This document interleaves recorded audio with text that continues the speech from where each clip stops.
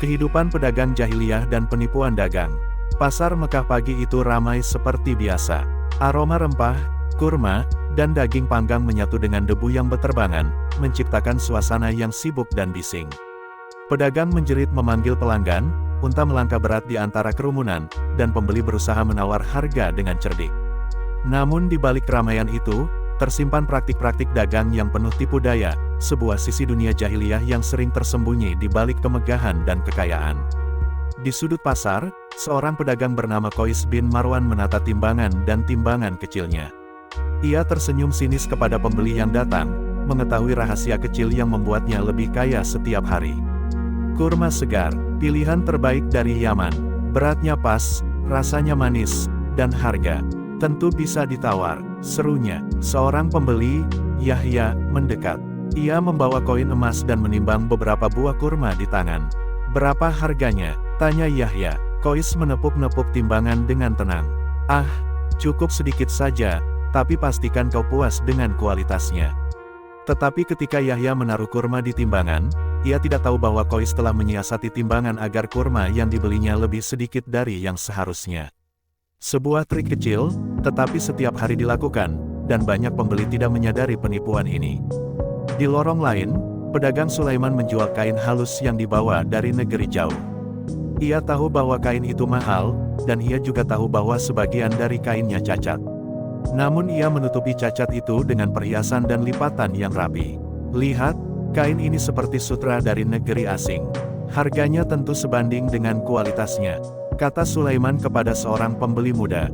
Pembeli itu, Haris, melihat kain itu sekilas dan mengagumi warnanya. "Ini bagus," katanya, "tapi apakah benar kualitasnya seperti yang kau katakan?" Sulaiman tersenyum licik. "Tentu saja, jangan khawatir, kau akan puas."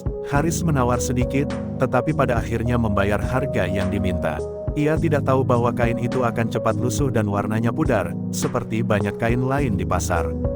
Dunia jahiliyah tidak mengajarkan kejujuran dalam perdagangan, yang penting keuntungan, bukan moral atau kepuasan pelanggan. Di sudut pasar dekat sumur, seorang budak bernama Khalid membawa sekeranjang buah kurma.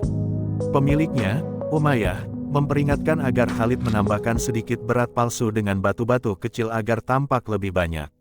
Jika pembeli menaruh kurma di timbangan, pastikan beratnya lebih dari yang sebenarnya. "Jangan biarkan mereka curiga," perintah Umayyah. Khalid ragu, "Tapi tuan, ini menipu pembeli. Apakah ini benar?" Umayyah menatap tajam. "Benar atau salah? Dunia jahiliyah tidak peduli dengan benar atau salah. Yang penting adalah siapa yang menang, siapa yang mengambil keuntungan, dan siapa yang terlihat kuat." Khalid menunduk dan melaksanakan perintah itu. Setiap hari ia belajar bahwa perdagangan di dunia jahiliyah adalah perang kecil, di mana penipuan dianggap wajar, dan hati nurani hanya menjadi gangguan. Di rumah pedagang kaya Kasim, beberapa tamu berkumpul dan berbicara tentang harga dan keuntungan. Mereka membicarakan taktik-taktik curang, menambahkan timbangan palsu, mencampur rempah murah dengan rempah mahal, atau menjual barang yang cacat dengan harga tinggi. "Jika kau ingin menjadi kaya, kau harus belajar menipu dengan halus," kata salah seorang pedagang tua dengan bangga. "Pembeli bodoh akan menelan semua trik kita. Tidak ada yang mengajarkan kejujuran di dunia ini." Hafsa, yang kebetulan lewat di depan rumah, mendengar percakapan itu dan merasa marah. Betapa dunia jahiliyah tidak peduli dengan moral. Mereka mengajarkan generasi muda bahwa menipu adalah keterampilan yang lebih penting daripada kejujuran. Salim menatap Hafsa dengan serius.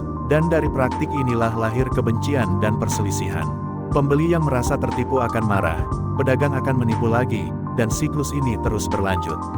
Di pasar, seorang pedagang rempah bernama Ali bin Harith menimbang safron untuk seorang pembeli. Ia sengaja menunda menimbang dengan cara yang licik sehingga safron yang dibeli terlihat lebih sedikit. Pembeli itu marah. "Hei, ini tidak sebanding. Kau menipu."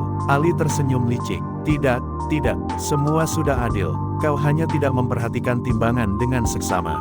Di dunia ini, siapa yang cerdik akan menang, siapa yang lengah akan kalah." Hafsa yang melihat dari jauh menggigit bibirnya. Dunia jahiliyah mengajarkan bahwa kebenaran bisa dikalahkan oleh kecerdikan, dan kejujuran dianggap kelemahan.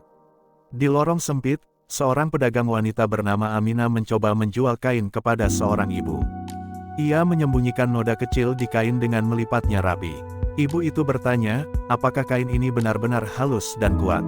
Aminah tersenyum dan menatap mata ibu itu. Tentu saja, lihat warnanya yang indah.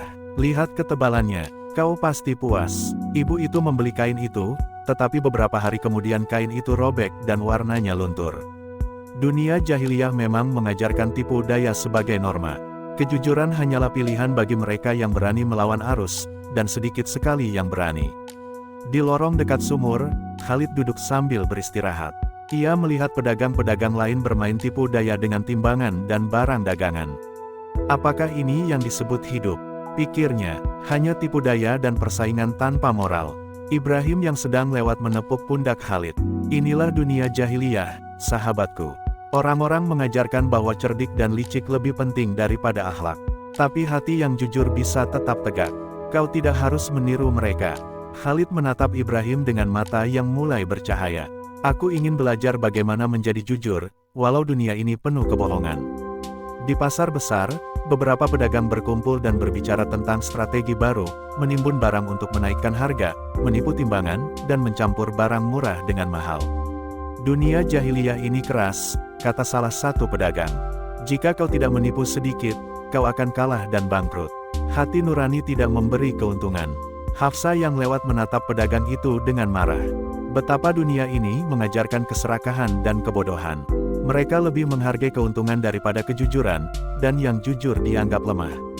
Salim menambahkan, tapi setiap hari, ada hati yang menolak ikut tipu daya.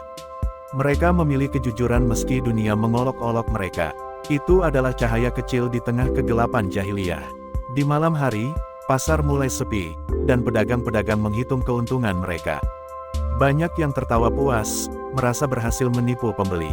Tapi di lorong-lorong sempit, anak-anak, perempuan, dan beberapa pemuda mulai belajar. Mereka melihat, menyaksikan, dan menilai, apakah dunia ini benar atau salah. Di puncak bukit, Ibrahim menulis di kulit tua, dunia jahiliyah penuh tipu daya, timbangan curang, dan perdagangan yang menipu. Namun hati yang jujur tetap bisa tegak, dan akal yang benar tetap menjadi cahaya di tengah kebodohan. Keesokan hari, beberapa pemuda mulai menolong rakyat biasa agar tidak tertipu. Mereka mengajarkan cara menimbang dengan benar, membedakan kualitas barang, dan memilih pedagang yang jujur. Mereka tidak bisa mengubah seluruh pasar, tetapi mereka bisa menanamkan kebaikan, moral, dan kesadaran di hati orang-orang kecil. Salim menatap mereka dengan bangga.